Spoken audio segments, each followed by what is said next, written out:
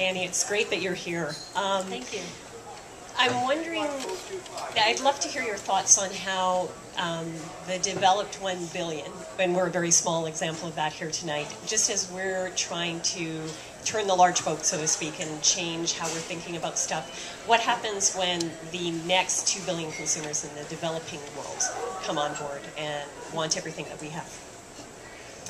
Well, this is why it's so important to have a global equity focus on this. Because it's easy for us to say, the answer is to consume less. But for a lot of people, they literally need to consume much, much more to meet just a basic level of human decency. And to me, that is one of the strongest motivators for us to reduce our consumption. Not only does reducing the consumption, when you're consuming the way that we do at our levels, not only does reducing the consumption make us happier and healthier and free up all this time to engage in our communities and spend time with our families, but it makes room at the table for other people. We simply have got to do that. I believe people are good and decent, and people don't want a kind of global resource apartheid. But right now, we just reached the first ever milestone of 1 billion people going to bed chronically hungry on the planet. That's 1 out of 6 people going to bed chronically hungry. That is not okay. And then I also just read a study that 40% of food in the United States is wasted. Like, we have simply got to get our own house in order. At the same time, we have a couple of responsibilities. One is to reduce our own consumption, but also to not export this toxic-laden consumer craze model. Over the 20 years that I've been working on this stuff, I worked to stop the export of hazardous waste to other countries. I worked against the export of hazardous products, like pesticides that we've banned here because they're too dangerous, but we still allow to be exported. I've worked to fight that because I said if it's too dangerous for my kid, it's too dangerous for a Bangladeshi kid. I've worked to fight against the export of hazardous technologies, like garbage incinerators that we don't want here, so they're bombarding third world countries. But I think the most dangerous thing that we export through our international aid policies, and through the World Bank and those aid agencies like that, and through our commercialization, is this toxic-laden consumer crazed model of running a society.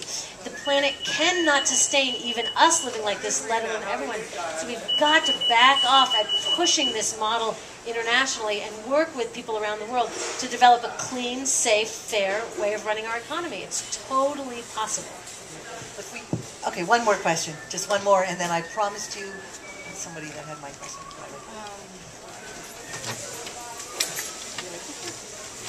My name is Leia Toledo, and I was wondering, regarding the idea of quality, what have you seen around the world in terms of initiatives? What people have been doing to try to engage towards or against planned obsolescence? Yeah. What have you seen that people are trying to do to avoid the idea of planned obsolescence? Like, have you seen policies regarding that? Have you seen some kind of initiative engagement against that? I've seen more positive things about reducing the toxics, improving the quality of the materials, as opposed to reducing the quantity. There's a lot of campaigns pushing, for example, cosmetics companies and electronics companies to get the toxics out, but that's only half of it. They have to make it safe, and they have to make it last. One tool that's very interesting that we hope is going to fight against planned obsolescence is called extended producer responsibility. It's also called EPR, or product take-back. The idea with EPR approach, which is being used in Canada, parts of Canada are adopting it, and also it's being used in Europe now. With extended producer responsibility, we say that the company that made the product, the iPod, the VCR, whatever, they are responsible for it at the end of its life. Right now, the way it is that a company can make a poorly designed, toxic-containing, non-repairable, non-recyclable, superfluous, overpackaged piece of crap. It comes through the system, it gets thrown out, and it's the municipality's responsibility to figure out how to deal with this. Like those big TVs, they have 4 to 10 pounds of lead in them. And then, so you throw them away, and the municipality has to deal with this hazardous waste. So in a way, it's externalizing the poor decision, the impacts of the poor decision the company made onto the community. Why is it our job to clean up after these companies that made those lousy decisions? So with EPR, or product take-back, the company is held responsible for their products at the end of the lifestyle.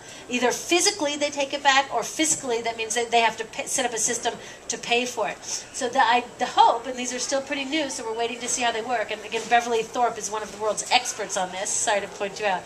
But she knows a lot about this. On EPR. That would be an interesting discussion to have one night, wouldn't it? Just on EPR. That's a big concept. Though the hope is that if these companies have to take their stuff back, they have a built-in motivation to get those toxics out of there, to make them more recyclable. Why is it that when your laptop keyboard breaks, you have to chuck the whole thing? If it went back to the company, they might take it, the keyboard can come out and you can put a new one in. They could make it modular. There's so many things they could do. One of the problems now with recycling this stuff is it's a lot of different plastics, and so it's hard to recycle them together because they're different resins. If they have to take responsibility, I'll bet they're going to all be one kind of plastic fast. So, the way I talk about these extended producer responsibility is you made it, you deal with it. That's one tool that we really hope can be a strong weapon against planned obsolescence. We could easily, you can see the crowd is growing and growing, and if the people in the audience are anything like me, my wheels are already turning. Like, how can we be better? How can we be better as retailers? I'm thinking, what do we buy to sell to you that's stuff that isn't all that important? And all of us here, I'm sure, are sitting here thinking how lucky we are to have you talk to us and help us think about this. And what I hope is that we'll get you to come back and we will do an event in a room for 1,000 people or 1,500 people, and we'll all bring a few so that we can continue this dialogue. You are a total inspiration. Thank you so much, Heather. I really appreciate it.